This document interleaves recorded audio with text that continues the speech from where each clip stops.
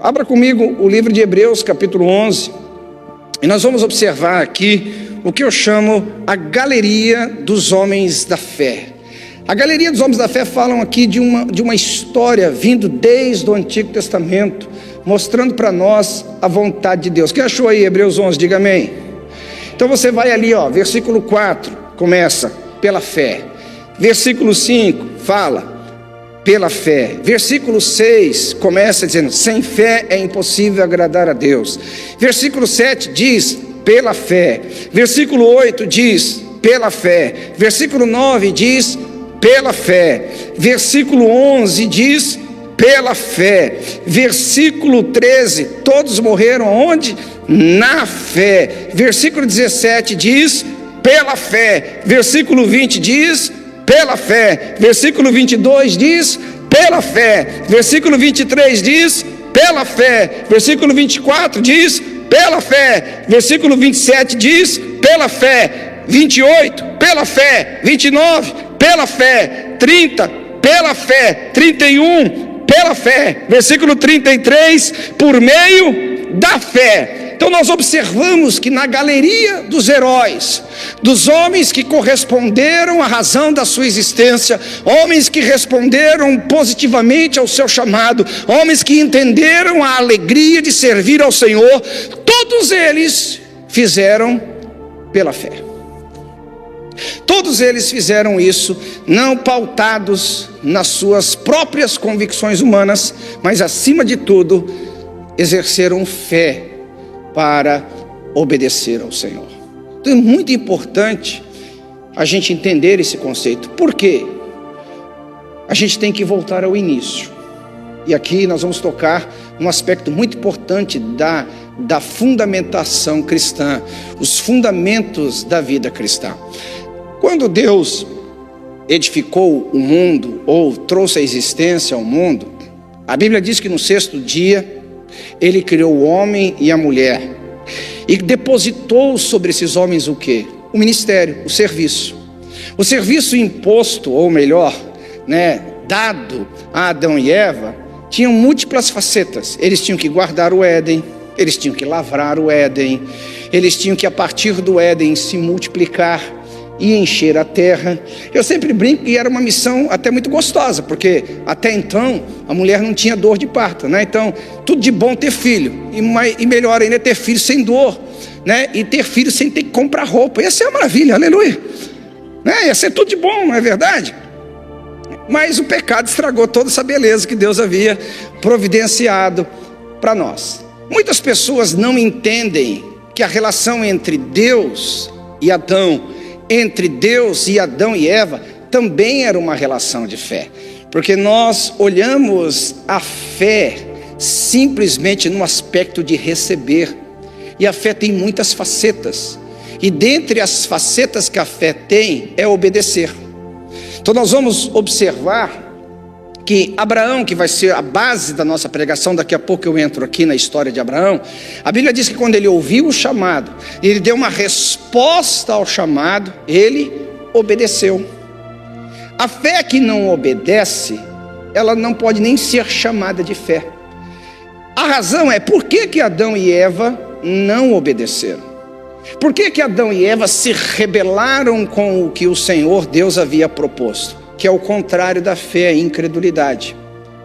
Romanos capítulo 10, versículo 17 diz que a fé vem por ouvir, e ouvir o quê? A palavra de Deus. O fato é que a incredulidade também vem da mesma forma.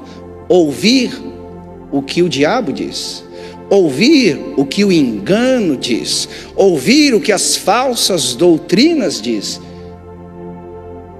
Observa que no Éden, quando Adão e Eva ouviram a serpente, a incredulidade entrou no coração deles, ao ponto deles duvidarem de Deus, que Deus faria aquilo que Ele prometeu que faria, dizendo: certamente morrerás, se comer desse fruto, certamente morrerás.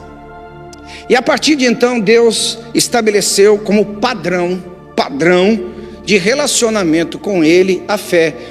Hebreus capítulo 11, versículo 6 diz assim: sem fé é impossível agradar a Deus.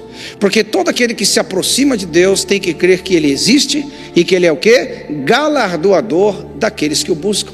Então observa que Deus estabeleceu um padrão, ou seja, onde o homem caiu, vai ser onde haverá restauração. O homem caiu na incredulidade, a incredulidade levou à desobediência, a desobediência trouxe à luz o pecado, e a luz ao pecado trouxe a morte. O contrário é a verdade, o contrário é totalmente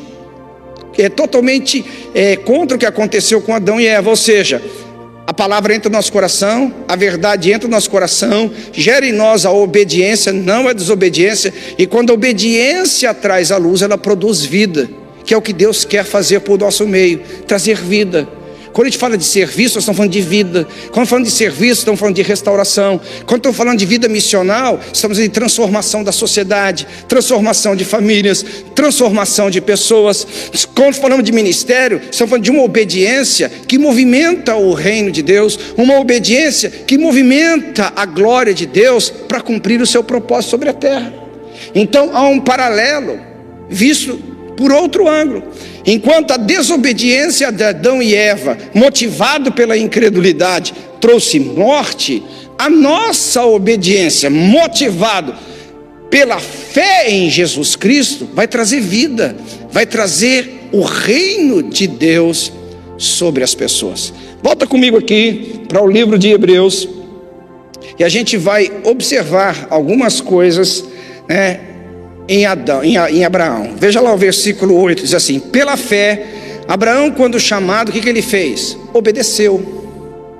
Essa é a nossa resposta ao ministério, essa é a nossa resposta ao chamado, é uma resposta de obediência, porque na realidade, quando Deus nos chama, como foi o caso de Abraão, Ele nos chama para algo que é muito além da nossa capacidade, Ele nos chama para algo que é muito além da nossa inteligência. Porque se fosse para nós fazermos na própria força, se fôssemos para realizar na nossa própria inteligência, Deus não precisaria nos chamar, a gente mesmo se lançaria ao trabalho, a gente mesmo se proporia em ser a solução.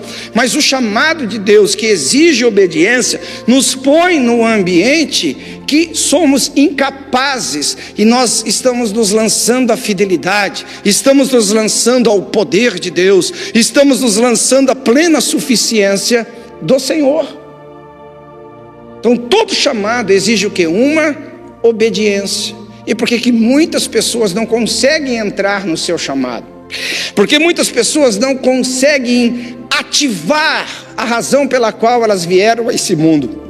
Elas não conseguem ativar o seu dom apostólico, profético, ou o seu dom evangelístico, pastoral, de ensino. Elas não conseguem ativar a graça de Deus sobre as suas vidas, porque não tem um ato de obediência. É no obedecer que você destrava, é no obedecer que as coisas começam a acontecer. Mas pastor, eu não estou entendendo direito. Pergunta a Abraão se ele entendia. Olha o que a Bíblia diz sobre Abraão: a fim de ir para um lugar que Deus devia, para um lugar que devia receber por herança, e partiu sem saber para onde. Pastor, eu estou obedecendo, não sei muito direito. Só obedece, meu filho.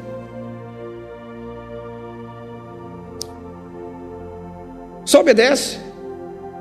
Sabe o que é o nosso grande problema? É que a gente quer ter o controle de tudo. As mulheres sabem o quanto que elas sofrem por causa disso. É só uma brincadeirinha ácida, mas não deixa de ser uma brincadeirinha. Entendeu? Gente, nós não temos o controle de tudo. Nós não sabemos o amanhã, nós não sabemos o nosso entorno, nós não sabemos muitas coisas na vida. Você simplesmente faz pela fé, simplesmente se acredita porque foi convencionado que é daquele jeito. Se Deus te chamou e você está num ato de obediência, o seu papel não é entender tudo, o seu papel é obedecer em tudo. Porque muitos fatores na Bíblia que são vividos pela fé, eles fogem à compreensão humana. A forma de Deus fazer as coisas é absurdamente contrária à forma que eu faria, por exemplo. Por exemplo, se eu fosse Deus, eu nunca tinha me chamado para o ministério. Quando eu olho para mim, a minha incapacidade, eu olho para mim, a minha insuficiência, eu olho para mim, os traumas que eu carrego desde a minha infância, não, esse cara está totalmente fora de alguém que eu gostaria que fosse bem sucedido.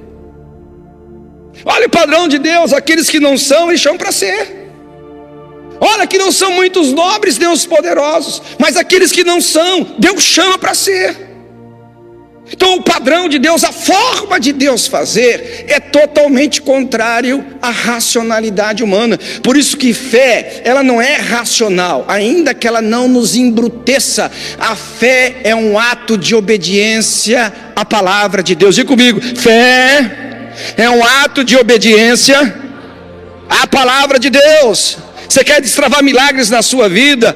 Obedeça a palavra. Você quer liberar unção sobre a sua vida? Obedeça as direções do Espírito. Você quer destravar milagres sobre a sua vida?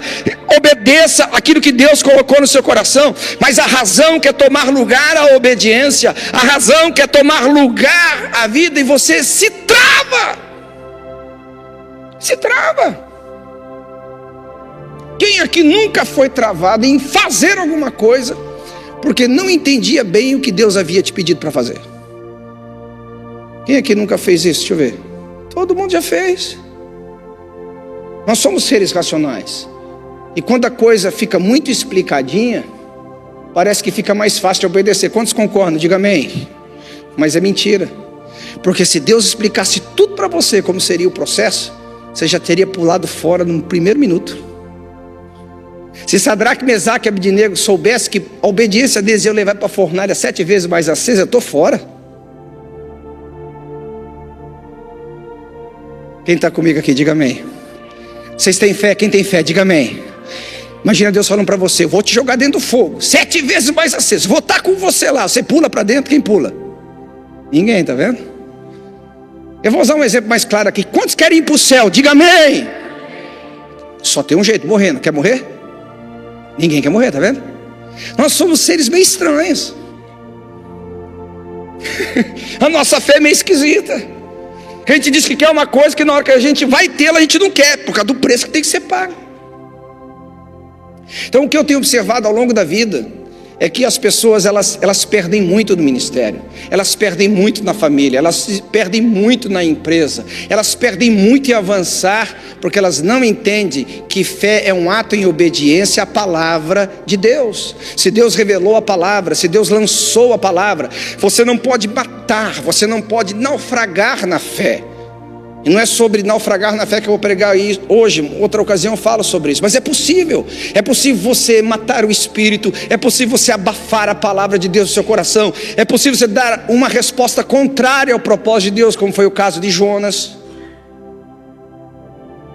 Então eu estou orando para que a fé entre no teu coração e você dê uma resposta positiva ao teu chamado, que você destrave essa unção apostólica sobre a sua vida, que você destrave essa unção profética sobre a sua vida, que você destrave essa unção evangelística sobre a sua vida, que você destrave essa unção pastoral, essa unção de ensino sobre a sua vida, que venha o espírito de fé e que conduza você à obediência. Eu hoje de manhã fui muito impactado, porque ministrando sobre um outro aspecto deste assunto, o Senhor me levou a compartilhar com a igreja um pouco do meu testemunho. Do ano de 91 para 92, eu tinha uma pequena empresa, bem pequenininha mesmo, né, que havia recebido de um outro irmão que havia me abençoado, uma empresa que não dava muitos resultados financeiros, mas que me sustentava, que me ajudava no ministério. Muito do que eu fazia no ministério vinha daquela empresa, e o Senhor pediu para mim que eu entregasse a empresa, de 91 para 92 ali mais ou menos. E eu fiz isso, obedeci ao Senhor. Então eu dormi empresário e acordei sem saber o que ia comer. Eu dormi com uma empresa saudável e no dia seguinte não sabia como que eu ia receber salário. Irmãos, depois de 35 anos, nunca faltou comida na minha mesa, nunca faltou roupa no meu guarda-roupa. Eu frequento lugares que só gente com muito dinheiro frequenta, e eu falo: Deus, você é irônico, aleluia. Eu estou aqui, os milionários, eu estou junto com eles, mas eu não tenho um gato para arrastar pelo rabo, aleluia. O Senhor é bom, eu acho que é uma coisa, mas vamos aplaudir o Senhor por isso, amém? Agora, o que a gente tem que entender? Se lá em 91 para 92 eu ficasse: ai meu Deus, o que vai ser da minha vida? Ai meu Deus, o que vai acontecer comigo? Eu não sei, será que eu vou ter pão? Será que eu vou ter roupa? Você lembra que o Senhor Jesus falou: quando você for, não leva alforje, não leva 2 túnicas, vá cumpra a palavra, obedeça a voz de Deus, o Deus da provisão, o Deus que te chamou, é o Deus que vai te sustentar, é Ele que vai abrir as portas, é Ele que vai endireitar o caminho, é Ele que vai trazer a provisão, é Ele que vai fazer o improvável.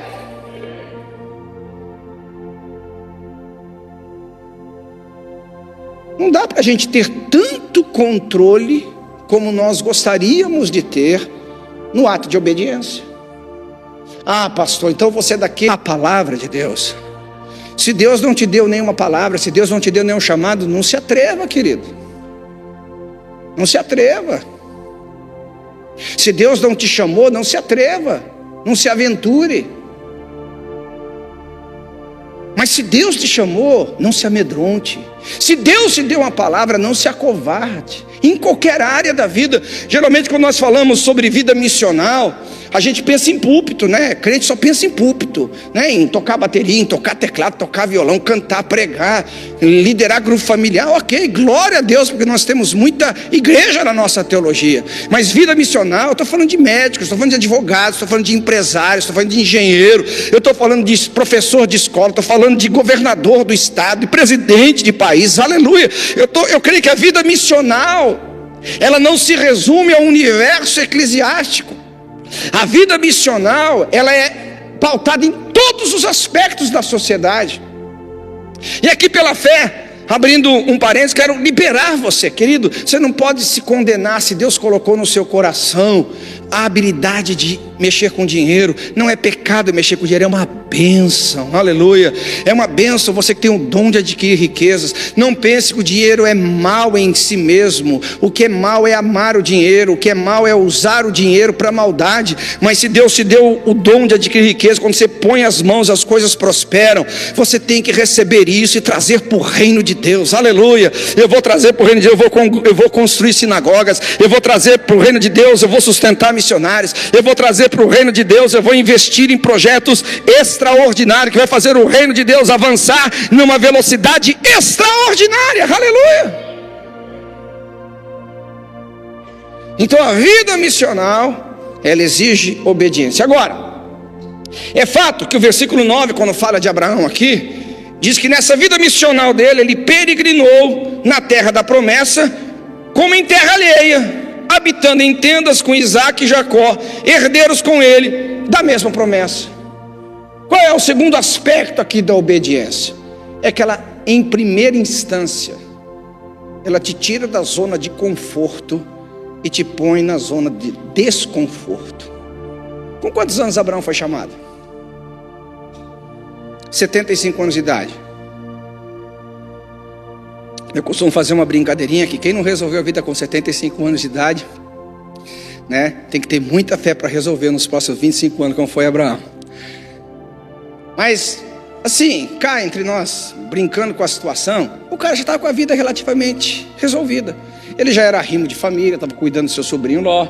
Ele já tinha uma família, estava lá na Mesopotâmia, em Ur dos Caldeus, estava com a vida tranquila. A obediência dele o tirou da zona de conforto e o colocou na zona de desconforto. Queridos, como nós nos permitimos ao engano, é incrível. Olhe bem, escute o profeta de Deus na sua vida. O que você mais procura, que é chamado zona de conforto, é o lugar mais mortal que o ser humano pode viver. Na zona de conforto você é improdutivo. Na zona de conforto você não é desafiado a superar limites. Na zona de conforto você não consegue ver outras possibilidades. Na zona de conforto você se aposenta. É na zona do desconforto que a obediência te colocou que você encontra possibilidades, que você enxerga novos caminhos, que você vê outras formas de fazer talvez a mesma coisa de forma diferente. É na zona de desconforto que você destrava potenciais que você nem imaginava que tinha. Foi na zona de desconforto que Isaac foi gerado. Foi na zona de desconforto que a nação de Israel foi gerada, como o próprio texto diz aqui. Foi ali que outros também habitaram com Abraão para serem herdeiros da mesma promessa. É impressionante isso. Você pode observar que a tendência do homem é sempre essa, buscar conforto, né? Eu vou resolver a minha vida, eu vou resolver minha aposentadoria, eu vou ter, né, uma boa conta bancária, eu vou ter uma casa paga, vou ter um carro pago, eu tenho um plano de saúde. Tem algum problema com isso? Você tem algum problema com isso? Eu tenho, não ter essas coisas. Ok? Mas isso não deveria ser uma âncora. Isso deveria ser uma prudência. Se você tem isso e não consegue mais se mover, isso se tornou pedra de tropeço na sua vida. Isso se tornou uma âncora que vai parar você de crescer, que vai fazer com que você não destrave o melhor potencial que há sobre a sua vida. A zona de desconforto é uma zona complicada de lidar com ela. Quando eu disse sim ao Senhor e deixei de ter o pão de cada dia, eu tive que ter, por exemplo, o que eu chamo uma zona de desconforto. Hoje eu estou mais doutrinado pelo Senhor, mais admoestado pela palavra de Deus. Então eu tive que comer aonde? Da mesa do Senhor. A Bíblia fala que digno do seu salário é o trabalhador. Então, como que funciona no reino de Deus? Como que a Bíblia nos ensina? Como a nova aliança nos ensina? No Antigo Testamento nós dávamos dízimos aos sacerdotes. Então os sacerdotes comiam dos dízimos na velha aliança. A Bíblia diz que na nova aliança nós damos dízimos ao Senhor Jesus, e o Senhor Jesus paga os seus obreiros. O Senhor Jesus retribui aqueles que servem no altar. Então, de onde um pastor de tempo integral come? Ele come das ofertas que são dadas ao Senhor Jesus, e o Senhor Jesus retribui a eles. Agora, tente imaginar para um empresário que tinha autossustento, um empresário que com autossustento que tinha, abençoava a obra que ele fazia, depender agora de pessoas, né? Hipoteticamente depender de pessoas, é desconforto, como foi desconforto para Elias, ter que chegar na casa da viúva. Gente, cá entre nós, você teria a cara de pau que Elias teve? Chegar na casa da viúva e falar assim: o que você tem? Ah, eu tenho aqui a ceia fúnebre. Foi o que ela falou. O que é ceia fúnebre? Vamos comer esse pão aqui e vamos morrer. Aí Elias disse assim: então deixa eu adiantar a tua morte, divide no meio comigo o bolo. Você teria coragem? Cara, aqui, não, honestamente, seja honesto com você, teria coragem de comer metade do pão da viúva, que só tinha refeição para um dia, para ela e para o seu filho? São coisas desconfortáveis no ministério. Mas você tem que entender: o que é desconfortável para você, num ato de obediência, destrava bênção sobre a vida dos outros. Porque o ministério não é um lugar para você servir a si mesmo, é um lugar para você servir o propósito de Deus, e o propósito de Deus abençoa pessoas. Aleluia. Quando Elias entrou naquela casa, ainda que vencendo a sua humanidade, vencendo os seus limites pessoais, naquele ato de obediência, a farinha nunca mais faltou naquela casa. Aleluia. A prosperidade de Deus foi abundante sobre aquele lá. Alguém pode dar um glória a Deus aqui ou não? Então, o que é desconforto para você é bênção para as pessoas. O que talvez para você custa um preço, às vezes, que a maioria das pessoas não estão dispostas a pagar, destrava riquezas, destrava prosperidade, destrava restauração. Se eu fosse contar os últimos 30 anos, 35 anos de ministério, centenas de milhares de testemunhos de pessoas salvas, de pessoas libertas, de pessoas curadas, de igrejas edificadas, de conferências realizadas, de gente que hoje ama mais ao Senhor, que serve mais ao Senhor, que é aperfeiçoado no Senhor. Por quê? Porque um dia um ato que me tirou da zona de conforto, que me gerou desconforto, produziu uma vida missional que serviu ao propósito do reino e tem abençoado pessoas. Então o ministério não é sobre você, o ministério não é sobre o seu desconforto, o ministério não é sobre o que você pensa ou deixa de pensar. O ministério é um ato de obediência a Deus, que te leva a uma zona de desconforto humano, para que a glória de Deus se manifeste. Isso é muito importante entender. Muito importante sair da zona de conforto. É difícil. muito difícil, mas é o lugar que você vai prosperar, é o lugar que você vai avançar, é o lugar que você vai produzir muito mais do que na zona de conforto. E o texto nos mostra aqui que quando você toma essa ação de obediência a Deus, que te leva a uma zona de desconforto, automaticamente você vai comprometendo outras pessoas com você. Isso aqui que é interessante, né? A Bíblia fala aqui, olha, que Isaac e Jacó estavam envolvidos com Abraão, depois Sara esteve envolvida com Abraão. Você observa que o teu ministério também vai dar chance de outras pessoas encontrarem o ministério delas. Isso aqui é a coisa mais linda. Gente, eu gosto sim de olhar nos olhos de cada um de vocês. E hoje, ao longo da minha carreira ministerial, eu falo para a glória de Jesus, não é por mim, né? Eu vejo hoje gente no ministério, empresários bem-sucedidos, pastores bem-sucedidos, igrejas bem-sucedidas. Eu vejo famílias bem-sucedidas. Eu vejo o quanto que o meu ato de obediência, que me levou a uma zona de desconforto, produziu frutos que liberou a vida de outras pessoas, que abençoou outras pessoas, que liberou o destino de outras pessoas. É impressionante isso. Esse é o grande fruto que nós damos no ministério. Quando as pessoas olham para você e se inspiram no que você faz, se inspiram no seu ato de obediência, se inspiram na forma como você disse o seu sim a Deus, na forma que você lida com o seu tempo, que você lida com a sua influência, que você lida com o dinheiro que Deus coloca nas suas mãos. Isso vai influenciar a outras pessoas a fazerem parte da mesma promessa que um dia você se apropriou dela. Porque entra aqui uma coisa interessante no ministério. Eu sempre digo isso, e eu sei o quanto isso fere a nossa consciência. Isso tem que ferir, obrigatoriamente tem que ferir. O ministério que Deus te deu, se não puder ser reproduzido em outras pessoas, não foi Deus quem te deu.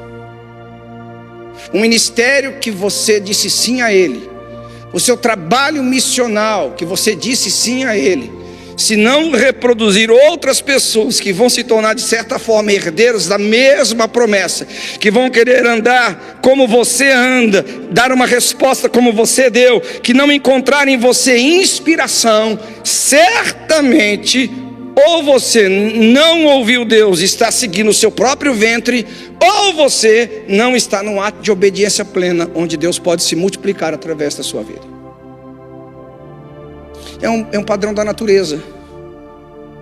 Laranja dá o quê? Outra laranja. Maçã dá o quê? Outra maçã. Jaca dá o quê? Outra jaca. Na natureza existe dentro do fruto a própria semente da multiplicação. Ou seja, quando você chupa uma laranja, ela te dá sabor, ela te dá prazer, ela te dá energia. Mas o bagaço daquela laranja, o fruto daquela laranja é a frutificação. Ela tem que gerar outro pé de laranja, outra laranjeira, que vão dar outros frutos. Então o ministério que nós temos, além de trazer para as pessoas os benefícios do que nós carregamos, eles também vão ajudar a reprodução de outras pessoas que você carrega sobre a sua vida. Apóstolos geram outros apóstolos, profetas geram outros profetas, evangelistas geram outros evangelistas, pastores geram outros pastores, mestres geram outros mestres, músicos geram outros músicos, discípulos geram outros discípulos, porque cada um segundo a sua espécie tem que se multiplicar.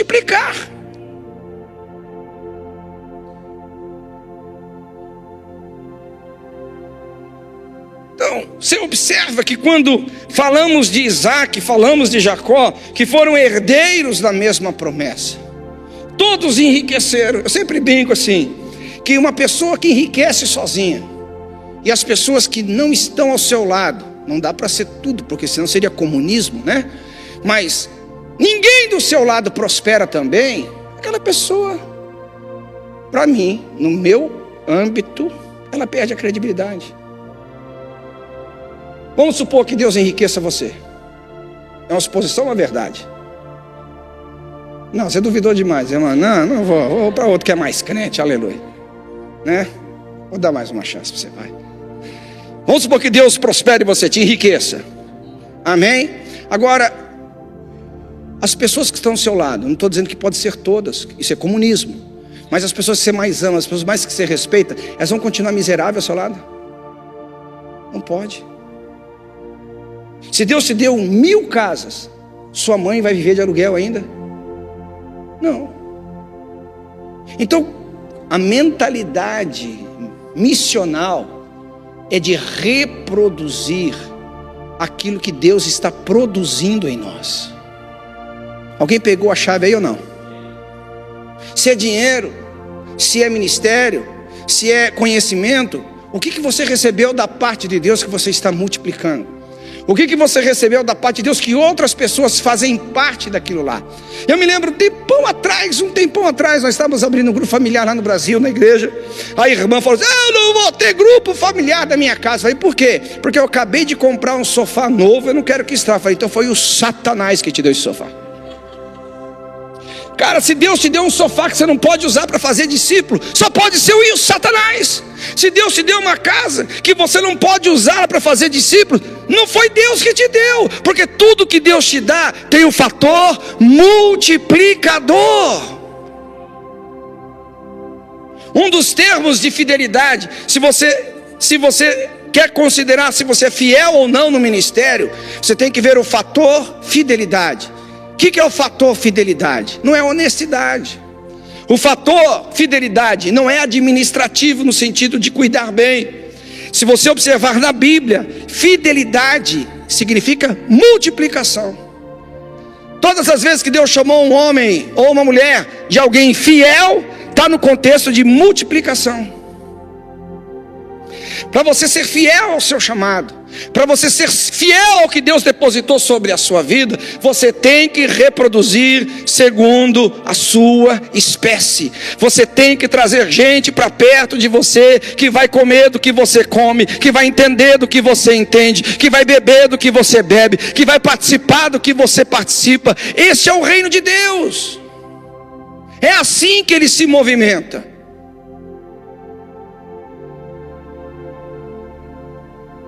Onde estão os Isaques? Onde estão os Jacós?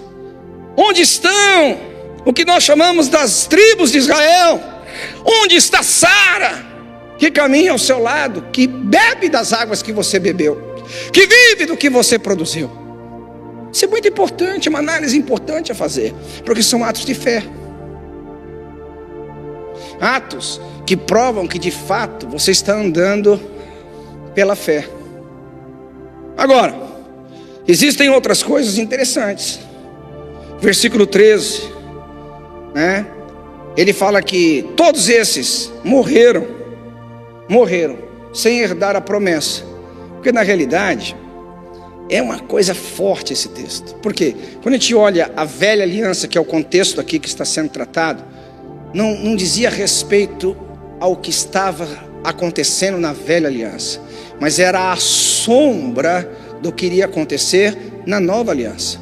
Tanto é que Abraão, toda a promessa de Abraão foi depositada em Cristo. Em Cristo nós temos todas as bênçãos do crente Abraão. Então, quando falamos sobre o fator multiplicador que existe no exercício do ministério, é muito bom a gente entender isso. Deixa o Espírito Santo te revelar, meu irmão. Deixa o Espírito Santo matar o egoísmo. Deixa o Espírito Santo matar essa centralidade que você faz de você mesmo no ministério. É sobre o quanto você vai se multiplicar. No cerne do chamado de Abraão, o que era? Eu te farei o quê? Pai de muitas nações. Não é sobre você. Não é sobre você. A riqueza que você tem não é sobre você. O ministério que você tem não é sobre você. A influência que você tem não é sobre você. É sobre o quanto isso vai abençoar quem Deus colocar ao seu lado. Ok? Então observe bem. Quando a gente fala sobre uma vida missional, a gente está falando também de uma prova. Versículo 17 diz assim: posto Abraão à prova, ofereceu Isaque. Preste atenção aqui. Escuta o que você vai ouvir aqui. Quantos querem prosperar em Deus? Diga amém. Quantos querem ter um relacionamento profundo com Deus na prosperidade que Ele vai te dar? Diga amém. Há um aferidor. Quem é que havia dado Isaac para Abraão? Deus. Ele era idoso, sua esposa estéril. Quem é que deu Isaac para Abraão?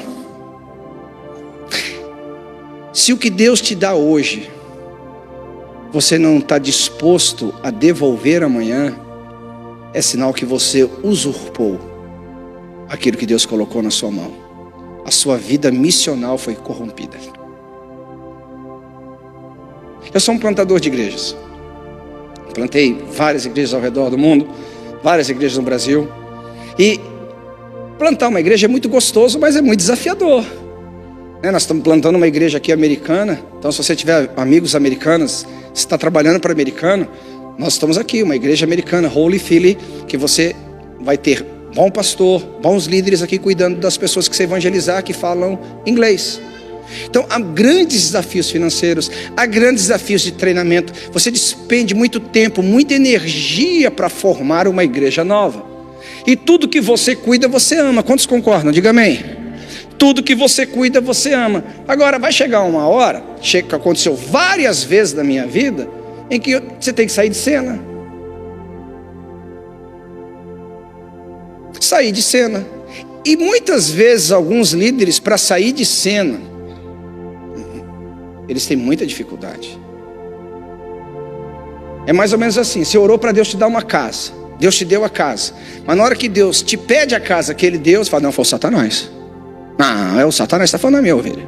Foi Deus que te deu o dinheiro para você fazer aquele contrato maravilhoso. Na hora que Deus te pede um sacrifício daquele contrato, não, foi o diabo que está colocando na minha mente. Então é interessante essa questão aqui. A gente pensa assim: eu comecei do nada, foi onde Abraão começou. Ele, em um ato de obediência, foi colocado numa zona de desconforto.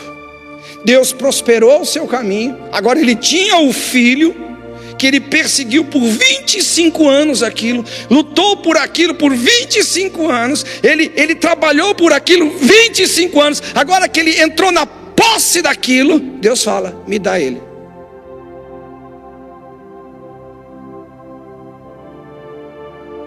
Aqui é uma prova profunda do quanto você viveu o ministério para você ou para Deus. Você viveu o ministério para os seus próprios sonhos ou para tornar manifesto os sonhos de Deus? Isaac tem essa conotação. Eu sempre digo, irmãos, que tudo que Deus nos dá, você não tem que olhar em primeiro lugar no aspecto da bênção. Ou Deus está me abençoando com um carro novo, Deus está me abençoando com um salário maior, Deus está me abençoando com um ministério mais frutífero, Deus está me abençoando com essa oportunidade, Deus está me abençoando com essa influência. Ok, Deus, Ele nos põe em posições, mas tem que ter que tudo que Deus te dá é seguido de uma prova. Cada dólar que você pega na mão, Deus está provando você. Cada oportunidade que você tem de aumentar a sua influência é uma prova que Deus está dando a você, para ver como que você se comporta. Deuteronômio fala sobre isso: eu te dei pão e te deixei passar escassez, simplesmente para ver o que estava no seu coração,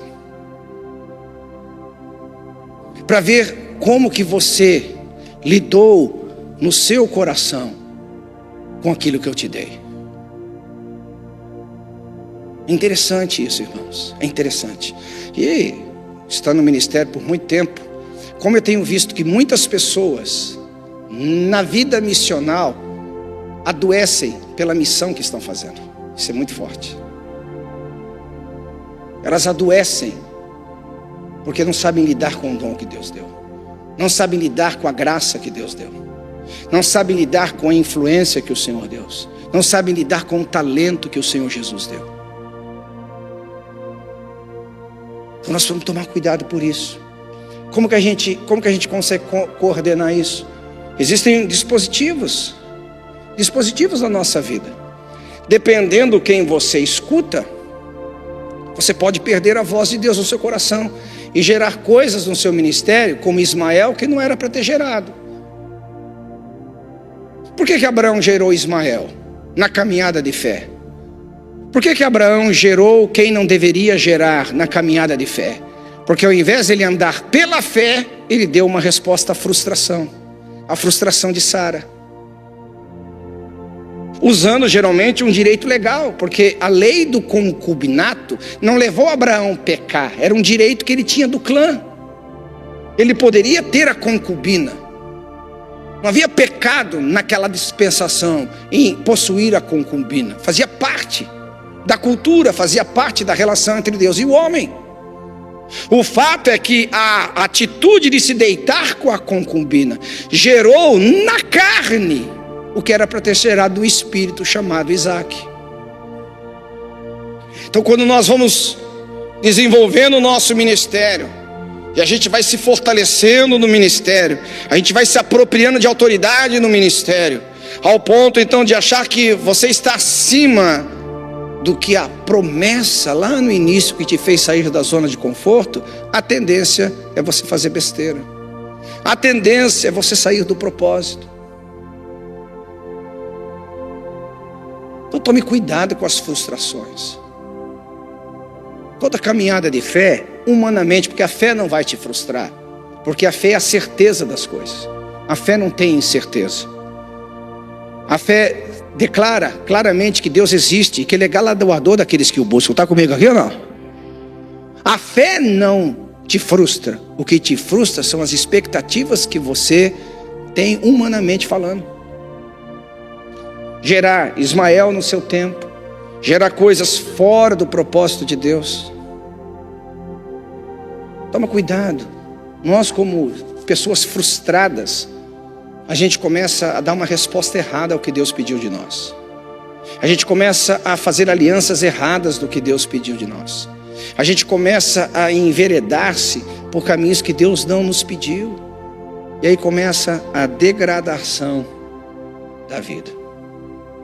E geralmente, para terminar aqui, a gente tem que ir para Romanos. Abra comigo lá o livro de Romanos, capítulo 4, para Deus concluir esse assunto conosco aqui.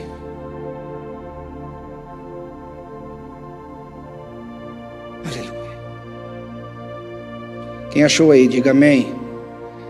Você vai observar aqui que no capítulo 4 é a mesma história de Abraão, que está sendo replicada ali em Gênesis capítulo 11, mas numa perspectiva não diferente, com um pouco mais de detalhes.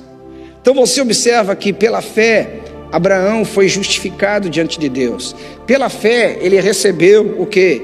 O sinal da circuncisão. Pela fé Abraão se tornou um modelo para que nós seguíssemos nas suas pisaduras. Pela fé nós observamos que Abraão, ele no versículo 19, não enfraqueceu. Ele não enfraqueceu na fé. Paulo nos falou claramente sobre isso. Eu combati o bom combate, encerrei a carreira e guardei a fé. Deixa eu te falar uma coisa, meu irmão. Quem é que te chamou lá no início? Foi Deus ou um saco de batata? Não ouvi. Quem é que te chamou lá no início? Foi Deus ou foi um pedaço de pau? Quem é que te chamou lá no início? Aquele que é capaz de fazer infinitamente mais e abundantemente além do que você pode imaginar, ou um qualquer? Quem é que deu as suas promessas e Ele é fiel às suas promessas? E por que hoje as suas respostas são as suas frustrações? Ah, não tenho Isaac. Ainda, só ainda. Não é que você não tem Isaac, você tem Isaac pela promessa, que vai se manifestar ao seu tempo. Mas este ainda nos põe na zona de frustração, na zona de precipitação, na zona de ficar costurando as emendas pela própria carne. A gente faz as besteiras da vida aí. Sabe, queridos, eu sempre digo e vou continuar dizendo, um vitorioso não é um homem sem frustração. Um vitorioso é um camarada que aguenta a pressão da frustração e se mantém fiel à promessa. Todo homem vitorioso ele vai saber das pressões que a frustração. E essa fonte de frustração pode ser diversas. Com certeza Abraão viu lá nascendo o filho do vizinho, nasceu o filho do Beltrano, do Ciclano. Todo mundo tem filho, eu não. Faltou 25 anos. Cadê a promessa de Deus? Uma das fontes de frustração pode ser a comparação no exercício do ministério. Mas é assunto para outro momento aqui. Agora, o que você tem que fazer? O que você tem que fazer para não naufragar na fé? Alguém quer chegar ao final? Bem, uns dois aqui. Vou tentar de novo a pergunta. Quem quer chegar bem ao final do seu trajeto? Diga amém. Então você não pode naufragar na fé. O que Abraão fez aqui para não naufragar na fé? Primeira coisa, ele levou em conta o seu corpo adormecido. Tem coisas que pela fé você tem que levar em conta. O que significa levar em conta o corpo adormecido? Olha bem nos meus olhos aqui. Você acha que Deus se iludiu com você naquele dia que você fez uma oração tão bonita? Aquela oração que saiu lágrimas. Aquela oração que você parecia a quarta pessoa da Trindade. Deus se empolgou com você naquele dia e te chamou para o ministério. Deus se empolgou com você, te achou mais bonitinha aquele dia e te fez uma promessa. Ei, será que Deus não sabia das suas limitações? Será que Deus não sabia do corpo enfraquecido de Abraão? Será que Deus não sabia da esterilidade de Sara? Ei, Deus quando te chamou, Ele te chamou consciente das suas limitações.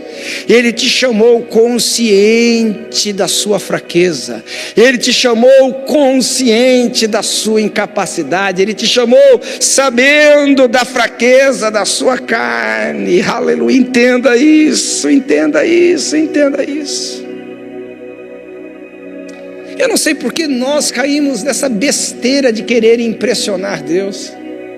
Eu não sei porque nós caímos na besteira de achar que Deus vai se impressionar com a nossa performance, que Deus vai se impressionar porque pregamos bem, porque cantamos bem, porque damos uma soma maior de dinheiro, porque nos formamos numa ótima universidade. Queridos, eu não estou pondo essas coisas no desprezo, mas isso não impressiona Deus. Deus quando nos chamou conhecia os nossos limites. Deus quando nos chamou conhecia a nossa estrutura, mas mesmo assim Ele chamou.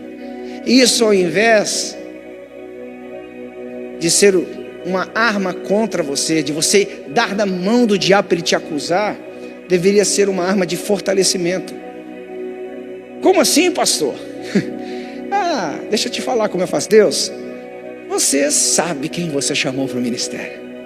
Você conhecia o meu futuro, o meu passado, o meu presente. Você sabia quem eu era e sabe muito bem quem eu vou me tornar. E eu não tenho esse tipo de oração com Deus. Ai, coitadinho de mim, eu sou o zero miúdo da balança. Ai, eu sou o zero que mora à esquerda do zero, que se casou com o zero, que mora à esquerda do zero. Deus me livre, irmão. Eu não fico sentado no banco da autopiedade, lambendo as minhas mazelas. Sabe por quê? Porque eu estou certo que aquele que me chamou é fiel para cumprir as suas promessas. Eu sei que aquele que me chamou é aquele que adestra as minhas mãos para a batalha. Eu sei que aquele que me chamou é aquele que me unge, para que debaixo da unção eu possa fazer o que eu não faria sem a unção. Ele me dá o conhecimento, Ele me dá a revelação. Deus sabia das minhas limitações. Quando eu fui chamado para gerar Isaac, Deus sabia do meu corpo mortal. Deus, quando Ele me chamou para gerar Isaac, Ele sabia da condição da minha esposa, espiritualmente falando. Deus não é pego de surpresa. E agora você vai deixar o diabo comer a sua orelha? Você vai ficar nessa autopiedade, coitadinho de mim, coitadinho, indestrutível debaixo da promessa de Deus? Então tem coisas que você tem que considerar. Considerar é fato, eu sei, eu sou limitado. O diabo nunca vai me pegar no exibicionismo, porque eu sei que eu sou limitado. Outra questão que o texto aqui ainda nos ensina, que você tem que levar em consideração.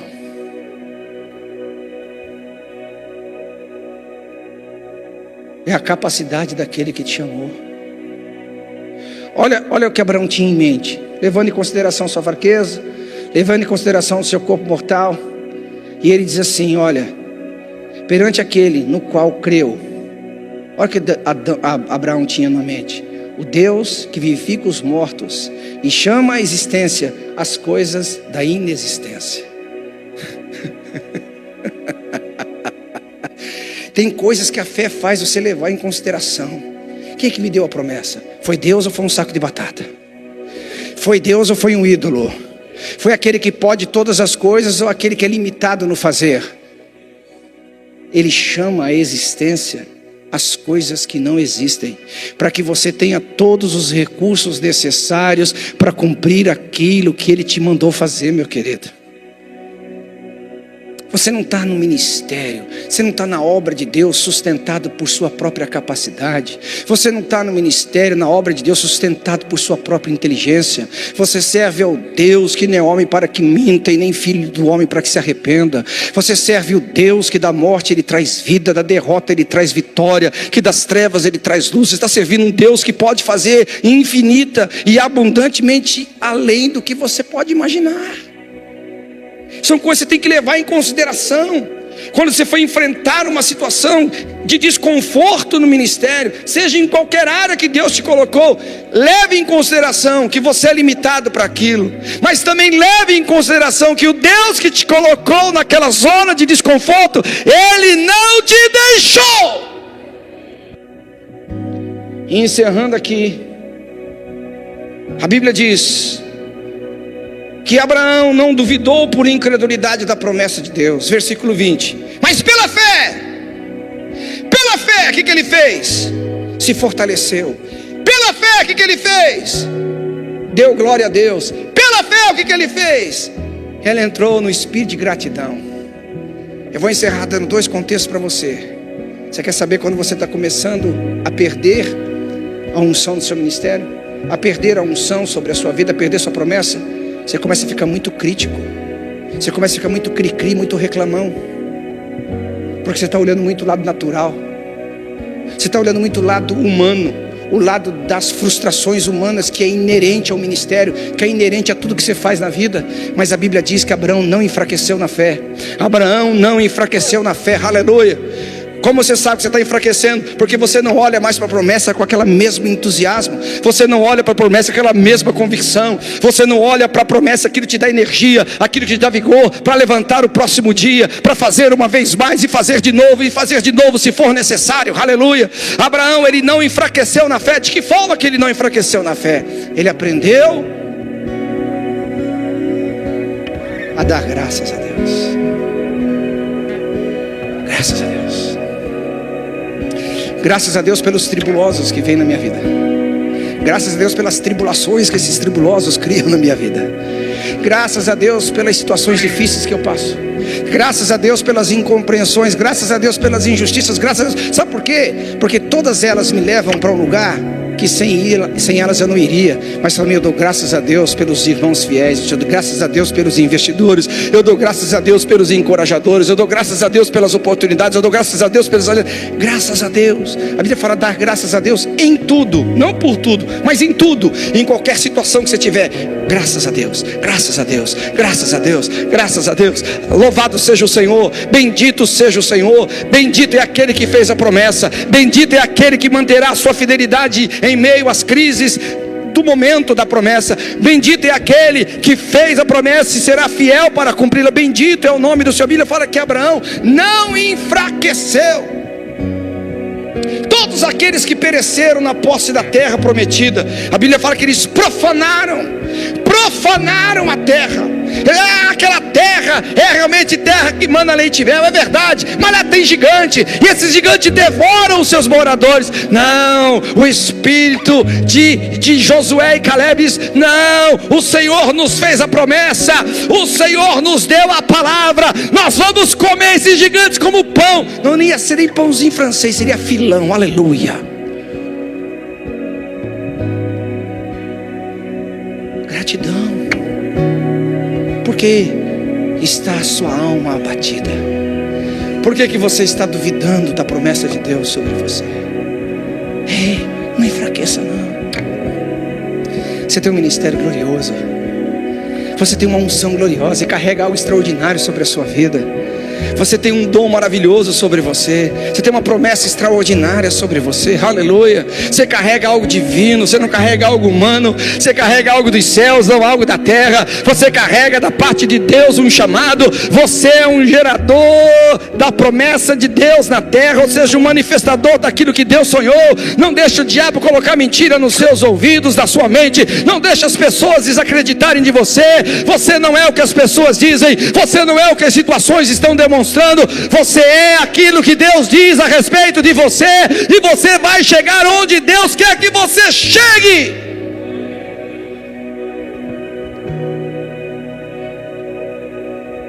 Esse é o espírito da fé que faz você ter uma vida missional, frutífera, em qualquer área que você foi chamado, em qualquer área que Deus te colocou. Eu gostaria que você ficasse em pé no seu lugar, e eu gostaria que você fizesse algo essa noite, e que você comprometesse isso com alguém que está ao seu lado aí. Escolha alguém que está ao seu lado. Pode ser sua esposa, pode ser seu marido, pode. Ok. Mas escolha alguém aí. Escolha alguém aí. Escolheu? Faz a brincadeirinha assim, ó. Lembra da brincadeirinha de criança? Dá os dedinhos, dá o dedinho assim. Dá o dedinho para quem está ao seu lado. Fala assim, ó. Olha para os olhos e fala assim: eu estou fazendo as pazes com o meu chamado. Eu estou fazendo as pazes com o que Deus colocou sobre a minha vida. Eu não vou mais recalcitrar contra os aguilhões. Eu não vou mais lutar contra o plano de Deus sobre a minha vida. Eu não vou mais correr do plano de Deus para a minha vida. Aleluia. Eu não sou covarde. Eu não sou daqueles que retrocedem. Eu não sou daqueles que desistem. Eu sou daqueles que andam pela fé, pela fé, pela fé, pela fé, pela fé, pela fé, pela fé. Aleluia. Senhor, nós fazemos as pazes com o nosso chamado. Nós não vamos deixar passar a unção para a próxima geração no sentido de desperdiçá-la. O que o Senhor tem que fazer, o Senhor fará por nosso intermédio. Nós vamos servir a nossa geração, nós vamos servir essa cidade, nós vamos servir esse país, nós vamos servir as nações. Os dons que estão sobre nós, a graça que está sobre nós, a influência que está sobre nós, a riqueza que está sobre nós, será para o louvor da sua glória. Senhor, que haja cura no coração dos teus profetas, que haja cura no coração das suas profetisas, que haja cura no coração do teu povo. Que ninguém, Senhor, recue, que ninguém olhe para trás, mas que a gente olhe para o Senhor Jesus, autor e consumador da nossa fé. Aplauda Ele essa noite.